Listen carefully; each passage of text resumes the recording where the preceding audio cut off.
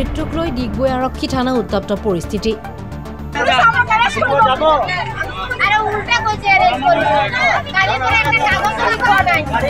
স্বামী পৰিয়ালৰ লোকে পৰিকল্পিতভাৱে বোৱাৰীক হত্যা কৰাৰ অভিযোগ। ডিগবৈ চাৰিআলিৰ স্বামী নেক আলীৰ বাসগৃহত ফাঁচি লৈ ওলমি থকা অৱস্থাত উদ্ধাৰ হৈছিল বোৱাৰী ৰুকসানা বেগম। ইফালে ৰুকসানাৰ দেহত আঘাতৰ চিন থকাৰ অভিযোগ। স্বামী নেক আলীয়ে বহু দিনৰ পৰা ধন দাবী কৰি অহাৰ গুৰুতৰ অভিযোগ উত্থাপিত হৈছে। স্বামী নেক আলী গ্ৰেপ্তাৰ নকৰাত বোৱাৰী পৰিয়ালৰ লোকে থানাত উত্তপ্ত পৰিস্থিতিৰ সৃষ্টি কৰে। উল্লেখযোগ্য যে নেক আলীক আটক কৰাৰ পৰিস্থিতি শান্ত হয়। দুই পৰিয়ালৰ লোকৰ মাজত হতাহতিও লাগে।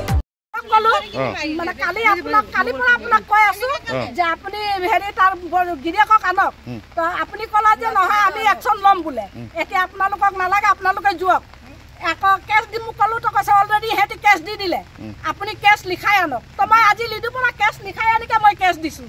তাৰপিছত ক'লো ছাৰ এটা কাম কৰক, এৰেষ্ট কৰক। তাৰ বৰ্জনাক ক'লো যে আপুনি হেৰি তাৰ ভাইকটোৰ ভাইক লৈ আন। তাৰ বৰ্জনা ঘৈণীয়েকে মোক চুলি ধৰিলে, তেতিয়া মই ধৰিছোঁ, মই চুলি ধৰিলোঁ। পিছত মোক পুলিচে কি কৈছে, তোমালোকে বোলে কানুন হাতত লৈছা। কেনেকৈ মই কানুন হাতত লৈছোঁ? ছোৱালী আমাৰ লৈছে, আমাৰ পুলিচে সিহঁতি যদি নলয় বিচাৰ নকৰে, আমি কিয় কানুন? পুলিচে কৈছে আমি পুলিচক বিশ্বাস কেনেকৈ কৰিম?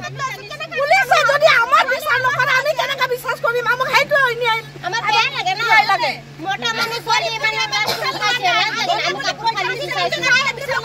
এতিয়া আমি যে কাপোৰ ফুলিকে চাইছোঁ, ছোৱালীজনী এনেকুৱা কৰিকে ফুলি আছে, দাগ আছে, ইয়াৰ দাগ আছে, গোটেই পিঠিত ফলা খৰি দি মৰা দাগ আছে।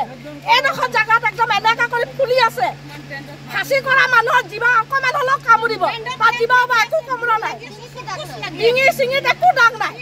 হাত এখন এনেকুৱা কৰি আছে, ফাঁচি লগা মানুহৰ হাত এনেকুৱা নাথাকে। আমি লিডুত নমাইছোঁ ফাঁচি লগা মানুহ। মোৰ ছোৱালী হয়, মানে বিয়া দিয়াৰ পিছৰ পৰা আগত কৈছিলে দেহেজ নালাগে, তাৰপিছত 1 লাখ টকা খুজিছিলে। মোৰ ল'ৰা নাই, ঘৰৰ মানুহটো নাইকিয়া। মই এই ৰোজা মাহত 20,000 টকা যেনেকে তেনেকে মই যোগাৰ কৰি কিনিলোঁ, 20,000 টকা দিলোঁ। তাৰপিছত 15 দিনৰ পৰা মানে মোৰ ছোৱালীৰ লগত কোনো কানেকশ্যন নাই, মোৰ লগত ফোনো নাই। তাৰ ভণ্টোক মই ফোন মাৰোঁ, ফোন নুঠাই। আজি কালি কি কৰিলে, 6টামান বজাত মোক ফোন মাৰিছে, কৈছে আপোনাৰ ছোৱালীজনী বোলে 2টা বজাৰ পৰা মই নাপাইছোঁ। 2টা বজাৰ পৰা নাপাই 6টা বজাত মোক ফোন মাৰিলে। আকৌ 7টামান বজাত যাই কিন্তু তাৰ ভাচৰৰ ল'ৰাটো কৈছে কি ছোৱালীজনীৰ ডেথ হৈ গ'লে। কিন্তু ছোৱালীজনীক সিহঁতি মাৰিছে, ফাঁচি লগোৱা নাই। মোৰ ছোৱালী গোটা ছোৱালী মোৰ দাগি আছে। যোন ছোৱালী মোৰ ইমানেই কৰিছে, কিমান টৰ্চাৰ কৰিছে। মই কৈছোঁ যে ছোৱালী থানাত কেছ দিম। মোৰ ছোৱালী কৈছে না মই এই মতাৰ ঘৰতে ভাত খাবলৈ আছে, মই কেছ নিদিওঁ। আজি 5-6 বছৰৰ পৰা এনেকুৱা টৰ্চাৰ কৰি আছে। পইচাৰ কাৰণে ক'ব পইচা লৈ আহেন কোৱা, তেন দুনিয়াৰ কথা কয়। মই কৰবা দিম? 2টা ল'ৰা আছে, এটা 9 বছৰৰ, এটা 4 বছৰৰ। নেকালি আহিছে, থানাত আহিছে, এতিয়া লৈ আহিছে। কালিৰ পৰা নাই কিয়া, আমি গাড়ী যাবলৈ দিয়া নাই, তেতিয়া যাই কিনি আনিছে। আকৌ মোক কালি তাৰ ভাচুৰে মোক কি কয়, মা বোলে চোৰ দিছে বোলে, কি যি হৈ গ'ল বোলে, একো কৰিবলৈ দৰকাৰ নেকি। মই ক'লো মোৰ ছোৱালী গৈছে, তহঁতৰতো ল'ৰা লগত আছে ন, কয় বাদ দিয়া বোলে, এইটো কথা বাদ দিয়া। এতিয়া মোক চবেই এইটোৱে কৈ আছিলে, মই মানা নেকি। মোক ছোৱালী লাগে, যেনেকুৱা মোৰ ছোৱালী আছিলে মোক ছোৱালী দিয়ক, নহ'লে কিবা টৰ্চাৰ কৰে, শাস্তি দিয়ে। 7 মাহ 5 মাহ 6 মাহলৈকে মোৰ ঘৰত থাকি যায়। আকৌ থাকি যোৱাৰ পিছত ইয়াৰ পৰা ফোন কৰিব, তাৰ শাশুড়ীয়ে ফোন কৰিব, তাৰ গিৰিয়েকে ফোন কৰিব, ক'ব কি আহিবি কি না না, তাত আকৌ মতা ৰাখিছো বোলে। মাকৰ ঘৰত গ'লে ক'ব মতা ৰাখিছ নেকি। ছোৱালীজনী তেনেকে কয় বুলি ছোৱালীজনী আহি যায়।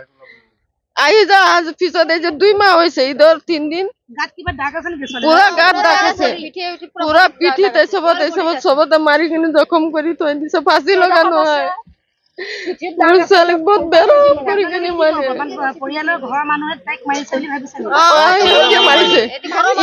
মাৰিছে। মোৰ ছোৱালী কৈছো না, এটা বিলত দি কিনে খুন কাটিবলৈ নোৱাৰে। চুইচাইড কৰা ছোৱালী নহয়, মোৰ ইনচাফ লাগিব। ছোৱালীক মাৰিছে, পৰিয়ালৰ মানুহ মাৰিছে ছোৱালীখিনি। এই ছোৱালী যদি এনেকা ছোৱালী আমি সৰুৰ পৰা ছোৱালীটো চোৱা হয়, এই ছোৱালীটো যে অকণমান যে দুখ পালে আমি মানে ছোৱালীটো সহ্য কৰিব নোৱাৰো। এই ছোৱালী চুইচাইড কৰিব বুলি আমি কেতিয়াও মাৰি নলওঁ। ছোৱালীটোক গোটেইখিনি পৰিয়ালৰ মানুহ মিলি মাৰিছে। আজি 2 মাহমান হ'ব আমাৰ ৰোজা ঈদ এটা গ'ল। সেই ঈদৰ আগত ছোৱালীজনী গৈ কিনি ঈদত গৈ থাকিলে, মাকৰ লগত গৈ থাকিলে। ঈদৰ 3 দিন পিছত এটা ঈদৰ দিন হয়, গিৰেকৰ ঘৰত থাকিব লাগে, সৰু সৰু ল'ৰা আছে, মা বাপেকৰ একো ৰেচপেক্ট নাইকিয়া শ্বশুৰ বাৰী।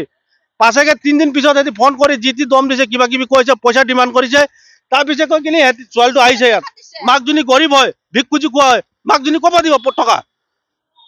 কালি আমি আহিছো, যেতিয়া আমি খবৰ পাই কিনে ৰাতি আহিছো ইয়াত, পুলিচে আমাক ৰেচপন্স দিয়া নাই। মোৰ ৱাইফ ঢুকাইছে, মোৰ ৱাইফ মৰিছে, মই থাকিব লাগে না ইয়াত? মোক থাকিব লাগে নালাগে? মোক থাকিব লাগে, মোৰ ৱাইফ আছে, মোক থাকিব লাগে। কোনো নাইকিয়া, পোৱালি দুটা আছে, পোৱালি দুটা কানা নাইকিয়া সিহঁতি। এতিয়া হাল্লা চিল্লা কৰাৰ পিছত গৈ কিনে পুলিচে তাৰ হাজবেণ্ডক উঠাই লৈ আনিছে। আমাক একো নালাগে, ছোৱালী সিহঁতি মাৰি পেলালে, আমি জানো মাৰি পেলাইছে, আমাক ন্যায় বস্তুটো লাগে। আপোনালোকক অনুৰোধ কৰি কৈছো, ছোৱালীক আমাক ন্যায় লাগে, আমাক আমি ইমানখিনিয়ে জানো আৰু। ডিগবৈৰ পৰা প্ৰদীপ দেৱনাথৰ ৰিপৰ্ট, DA 365।